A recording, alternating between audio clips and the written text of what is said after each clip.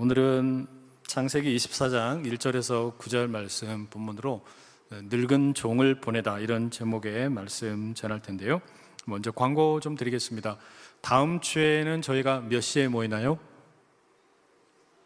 예? 8시입니다. 그러니까 다음 주에는 9시가 아니고 8시에 1시간 앞당겨서 부흥회로 진행이 됩니다. 이제 다음 주에 저희가 부흥회를 할 때는 금요일 그리고 토요일 그리고 주일 오후까지 함께 하게 되니까 이번에는 그러니까 주말에만 이렇게 시간을 마련을 했어요. 그러니까 주말에 어디 가지 마시고 꼭 함께 은혜의 자리 감당하시면 좋겠습니다. 한 분만 아멘을 하셨습니다. 한 번 더 제가 여쭤볼 테니까 그러면은 어떻게 하는지 보겠습니다. 다음 주에는 다 주말에 은혜 받읍시다. 아이고 좋습니다. 감사합니다. 저희가 오늘 이 본문 함께 읽었는데 1절만 한번 자막 띄워주실래요?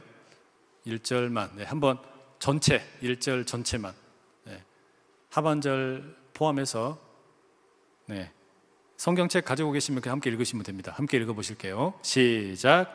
아브라함이 나이가 많이 늙었고 여호와께서 그에게 범사의 복을 주셨더라. 오늘은 요 한 구절이 거의 말씀의 전체라고 해도 과언이 아닐 것 같아요. 그 1절 시작하는 내용을 보면 이렇게 돼 있어요. 개역 개정 성경에는 아브라함이 나이가 많아 늙었고, 그리고 공동번역 개정판이 조금 더 맛깔나게 번역을 한 것 같은데 아브라함은 이제 몹시 늙었다 이렇게 표현이 되어 있습니다. 우리가 지난주에 살펴보았던 그 아브라함의 가정에 아주 특별한 일이 하나 있었잖아요. 그게 뭐였습니까? 아내인 사라가 죽었죠. 아내인 사라가 죽은 다음에 그 다음에 이제 이어지는 내용인데 그 첫 구절이 뭐라고 되어 있냐면 아브라함이 나이가 많아 늙었다. 몹시 늙었다. 이것은 여러분 그냥 단순히 이제 아브라함이 늙었다라는 것을 뭐 객관적인 사실로 가르쳐 주려는 게 아니고 사실은 이 밑바탕에 뭐가 있는 거냐면 아브라함이 대단히 커다란 슬픔 그리고 외로움 가운데 있다라는 것을 알려주는 겁니다. 사실 아브라함이 그 아내인 사라를 장사 지내기 위해서 헷 족속 사람들에게 이제 가서 이야기를 했잖아요. 내가 무덤을 좀 사고 싶다. 근데 무덤을 어떻게 샀어요? 그 무덤만 사는 게 아니라 굴만 사는 게 아니라 그 인근에 있는 밭을 전체를 다 사야만 했죠. 그래서 상당히 비싼 가격에 이 바가지를 쓰고 만약에 말하자면 이제 무덤을 샀어요. 그리고 이제 아내를 장사 지냈습니다. 이것은 사실은 어떤 의미가 있었던 거냐면 아브라함이 하나님의 약속을 믿고 아직까지 이루어지지 않은 것들이 많이 있어요.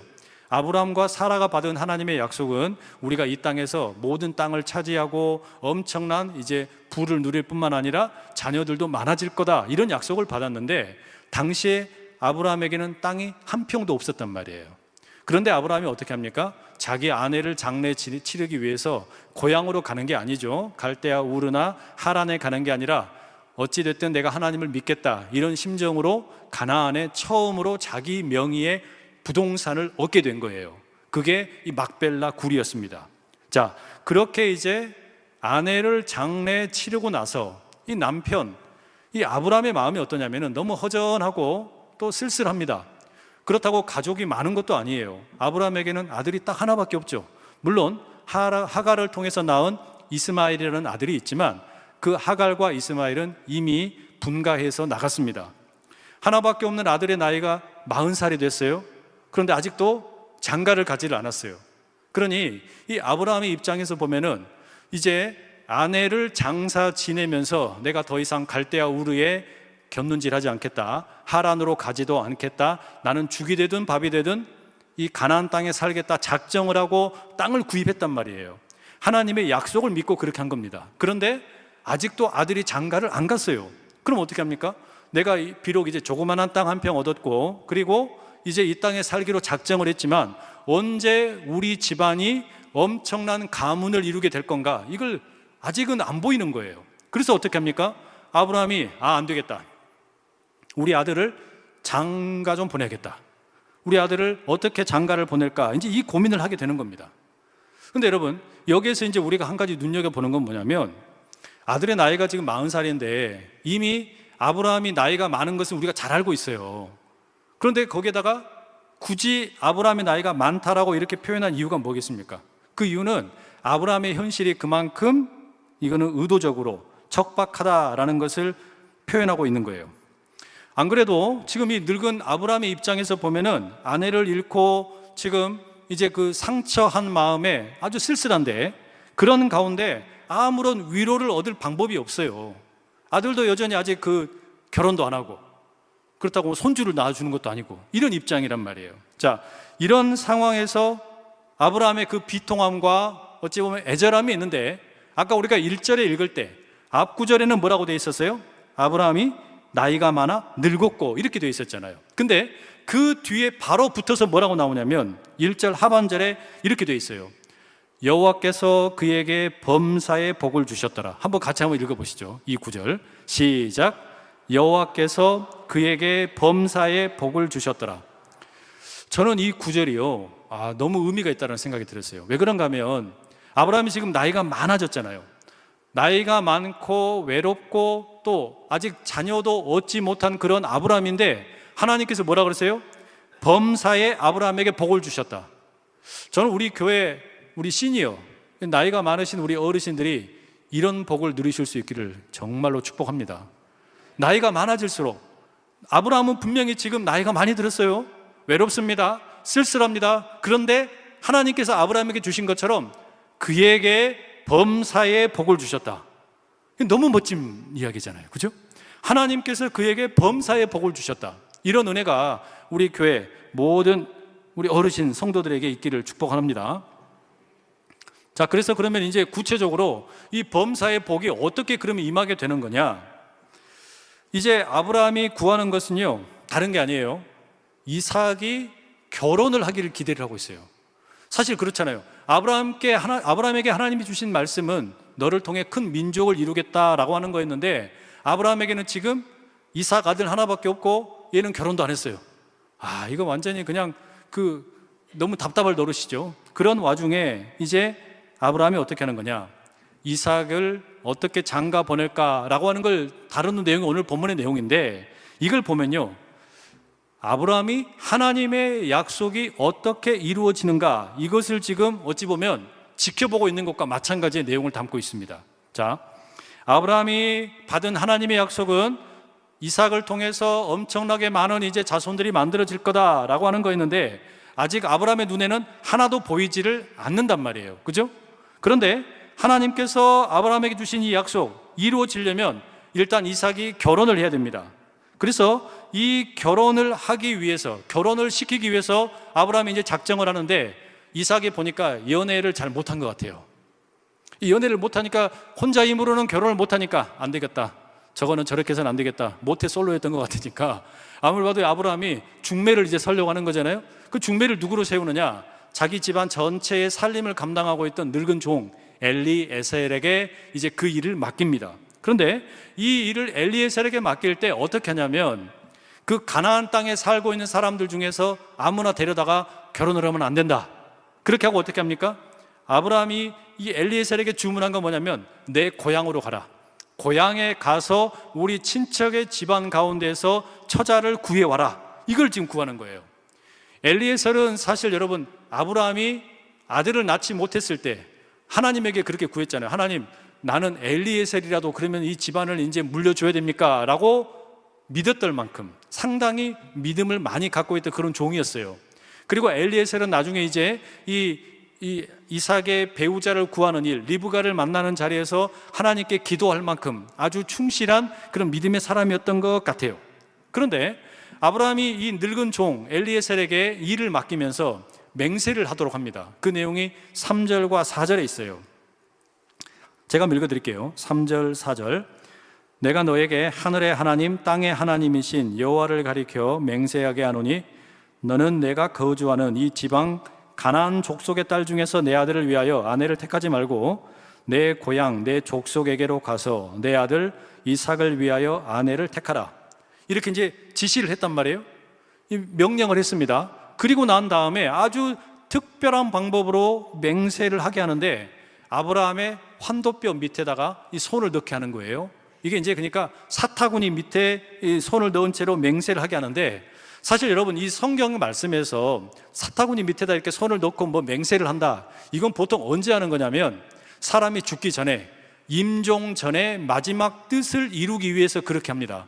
이게 이제 그 창세기의 47장에 보면 야곱이 아들 요셉을 이제 이집트에서 만나게 되죠. 그리고 이집트에서 죽게 된단 말이에요. 그 죽음을 앞두고 있을 때 요셉을 불러다가 어떻게 하냐면 요셉에게 자기 사타구니 밑에다가 이렇게 손을 넣게 만들고 맹세를 시키게 합니다. 그때 맹세가 무슨 내용이냐면, 내가 죽거든, 아버지 야곱이 내가 여기서 죽거든, 나를 여기다가 매장하지 말고 꼭 내 조상의 묘에다가 장례 치러달라. 그게 아브라함이 샀던 막벨라 굴이잖아요. 거기로 보내달라 맹세를 시켰어요.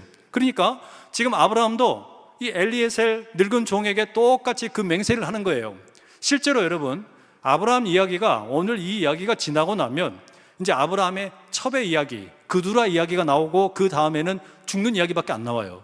사실상 그러니까 지금 아브라함은 자기의 어떤 유언과 같은 마지막 힘을 다해서 이 종에게 유언처럼 맹세를 시키는 겁니다. 내 아들 이삭을 위해서 그 아내로 삼을 며느리를 데려오는데 절대로 가나안 땅에서 데려오지 마라. 그리고 저기 내 고향에 가서 데려와라. 이렇게 이야기했단 말이에요. 자, 그러면 이 이제 맹세를 하고 난 다음에 이 종이 아브라함에게 질문을 해요. 무슨 질문을 하냐면, 여자를 내가 이제 데리고 와야 되는데 여자가 안 가려고 한단 말이에요. 이 자매가. 그러면 아브라함이시여, 내가 이삭을 데리고 고향으로 가도 됩니까? 이렇게 이야기한 거예요. 그러니까 지금 이 여성이 오지 않으려고 하면 남편 될 이삭을 데리고 가서 그러면 결혼을 시키면 되느냐? 그랬더니 아브라함이 뭐라 그래요? 그건 절대 안 된다. 그렇게 해서는 안 된다. 왜요? 이유는 명확하죠. 하나님께서 아브라함에게 주신 약속의 땅이 가나안이고, 이 가나안 땅에서 이삭의 씨가 이제 번성하게 될 거다라고 하나님 말씀하셨단 말이에요. 그러니까 아브라함이 뭐라 그러냐면, 그건 안 된다. 여성을 데리고 와서 이삭은 여기서 결혼하고 여기서 살아야 된다라고 이야기했어요. 그럼 여러분 보세요. 이건 사실 말도 안 되는 일이잖아요. 저기 멀리 아브라함의 고향에 있는 젊은 처자가 한 번도 본 적도 없는 남성을 그 말 하나만 믿고 그냥 이사 와가지고 결혼해야 된다는 거 아니에요. 이건 뭐 옛날에 그냥 그 우리 어르신들이 그렇게 결혼하셨는지는 모르겠지만 신혼 첫날 밤에 뭐 남편 얼굴을 봤느니 뭐 그런 이야기들 있잖아요. 이 말도 안 되는 그런 일이 이렇게 지금 이해된다는데 이게 되냔 말이에요.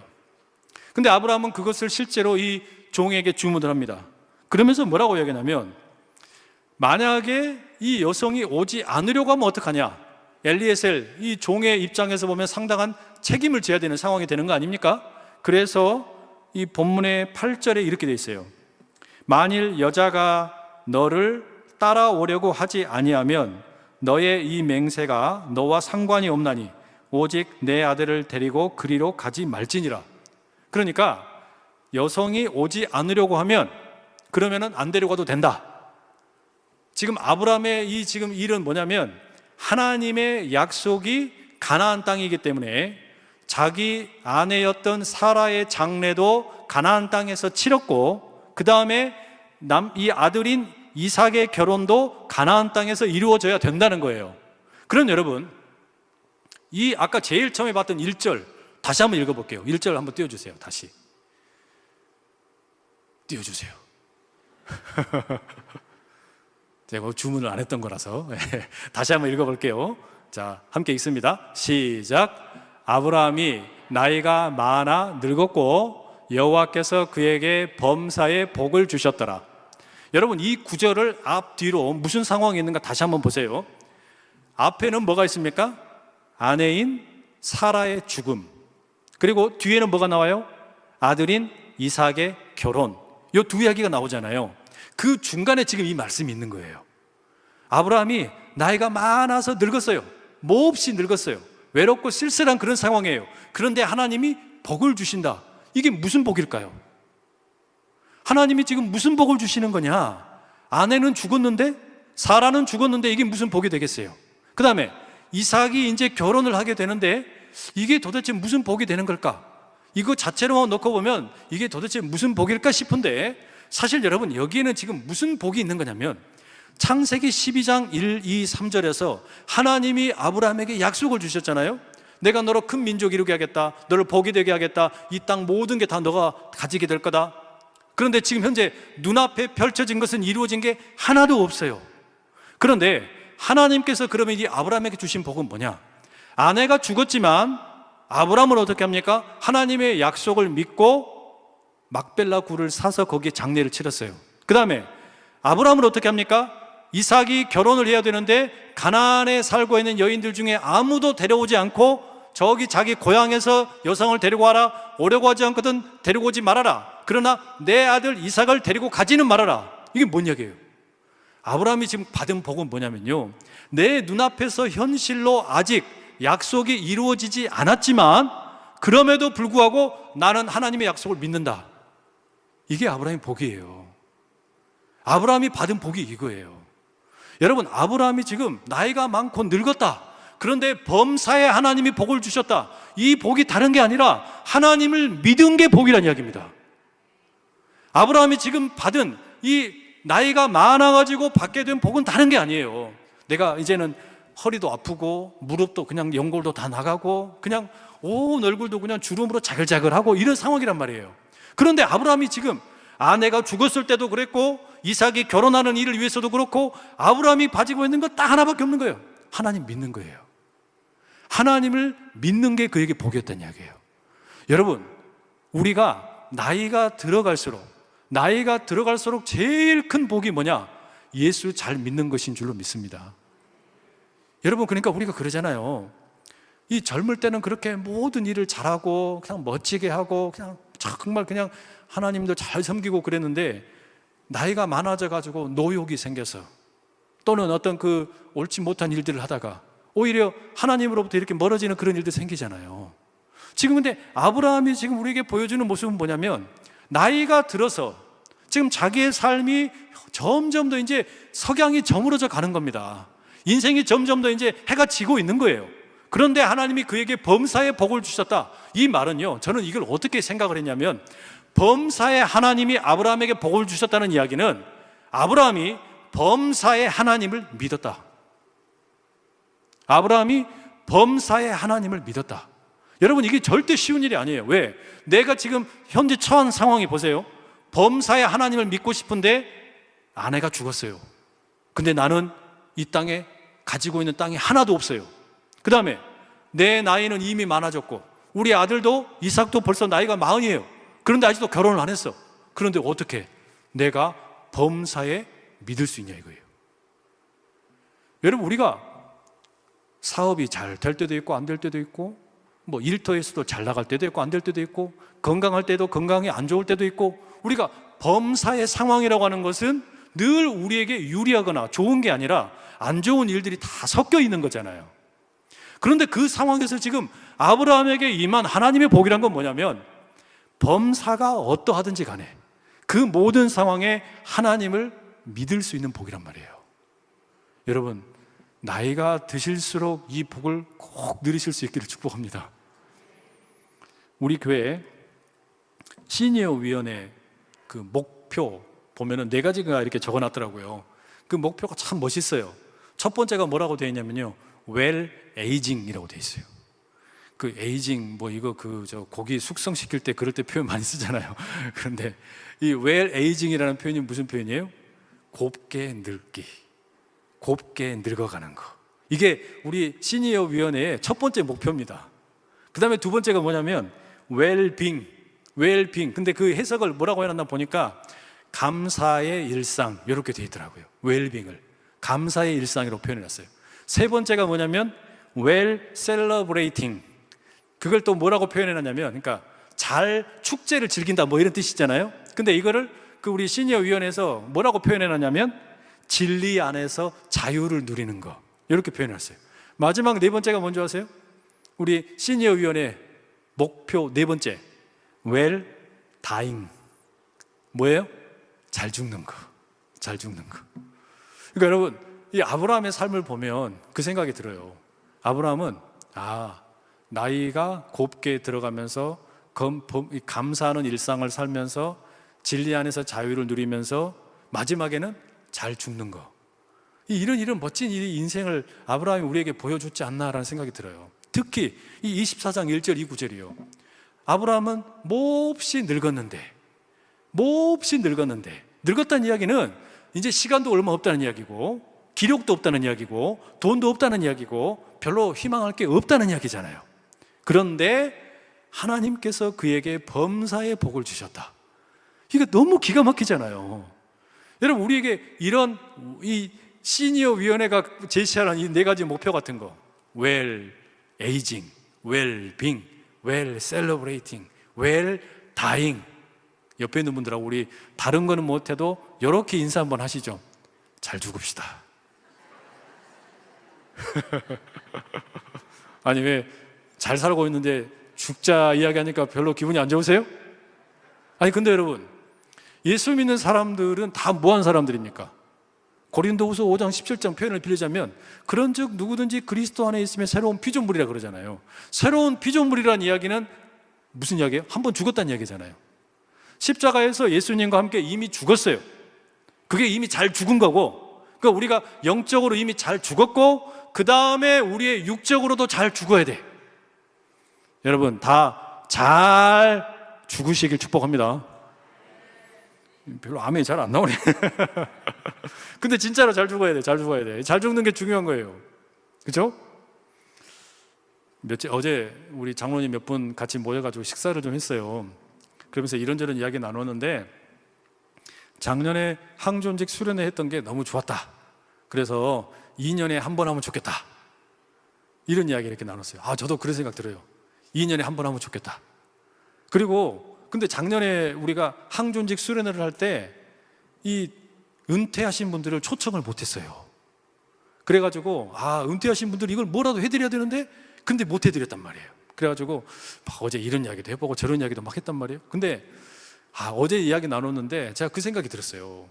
우리 은퇴하신 분들을 모시고 1박 2일 이렇게 하기는 쉽지가 않을 것 같아가지고, 뭐랄까, 기차 여행 같은 거 한번 가면 좋겠다, 그런 생각이 들더라고요.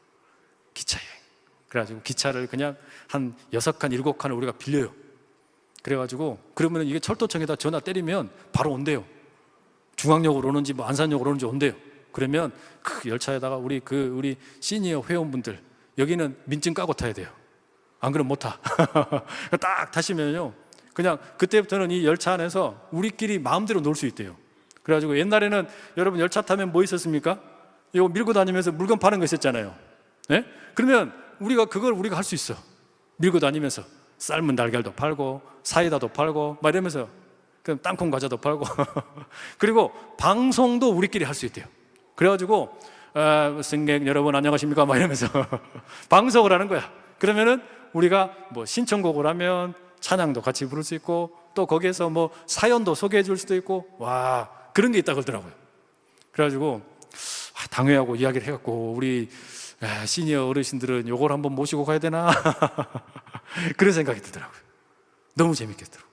그러면 제천까지 가가지고, 제천에서는 또 제천시에서 버스를 대절해 준대요. 그럼 버스 타고 민속시장 가가지고 장 보고, 뭐 거기 뭐 청풍 호수인가 뭐 그것도 있고 별게 다 있더라고요. 뭐 거기만 있는 게 아니라 뭐 어디든 그렇게 프로그램을 짤 수가 있다는 거예요. 너무 좋다. 저는 우리 교회 진짜로 우리 어르신들이 행복하게 신앙생활 하시면 참 좋겠어요. 어른들뿐만 아니라 여러분 모두가. 근데 무슨 행복을 누려야 되냐면, 나이가 들수록 범사에 하나님이 믿어지는 복을 누리시길 진짜로 축복합니다. 범사에 하나님이 믿어지는 거. 그 하나님이 믿어지는 자리가 범사에 그렇게 일어나면 일어날수록 우리가 그게 하나님의 약속에 대해서 신뢰하고 있다는 이야기가 되잖아요. 그러니까 그게 여러분 왜 중요한 줄 아세요? 죽음의 순간에 이르렀을 때 우리가 믿는 게 뭐예요? 예수 그리스도께서 십자가에 죽으시고 3일 만에 부활하신 것처럼 우리가 믿는 게 뭡니까? 나도 죽지만 죽지 않는다. 우리가 이걸 믿는 거잖아요. 그러면 내가 범사에 믿는다는 말은 뭐냐면, 내 죽음의 순간에도, 내 마지막 인생의 마지막 순간에도 내가 다시 살아날 것을 믿는다는 이야기예요. 이걸 믿고 죽는 사람은 그 죽음의 때깔이 다르다니까. 믿으시면 아멘 하시길 축복합니다. 이 죽음의 이 순간에 그거를 믿는 것과 믿지 않는 것은 너무 다르잖아요. 내가 그 마지막 순간을 믿지 못하게 되면 어떻게든 안 죽으려고 바둥바둥 할 거 아닙니까? 그러나 나의 죽음 너머를 아는 사람은 이게 범사에 하나님을 믿는 복을 누리게 되면 나의 죽음 이후에 주님께서 마련해 놓으신 새로운 세계가 있는 것을 우리는 알기 때문에 그 죽음의 자리가 두려움이 아니라 오히려 새로운 인생이 열리는 것을 알게 되는 줄 믿습니다.